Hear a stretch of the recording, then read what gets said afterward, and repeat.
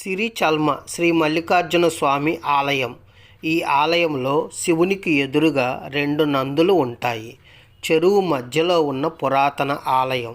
ఈ తూర్పు ముఖ ఆలయంలో సూర్యుడు ఉత్తరాయణం నుండి దక్షిణాయనంలోకి వచ్చేటప్పుడు ఆలయం బయట ఉన్న నందిపై పడి పరావర్తనం చెంది గర్భగుడిలోని స్వామివారిని తాకుతాయి. ఆలయంలో హనుమంతుడి కాళ్ళ కింద శనిదేవుడు అచేతనుడై ఉంటాడు. లింగం ఉపరితలంలో మాడబిళ్ళ లోతుగా ఉండి అటు పక్కన శిలాతట్టు ఉంటుంది. మహాశివరాత్రి 7 రోజులు జాతర జరుగుతుంది. చివరి రోజున అగ్నిగుండాలు పేర్చి భక్తులు నడుస్తారు.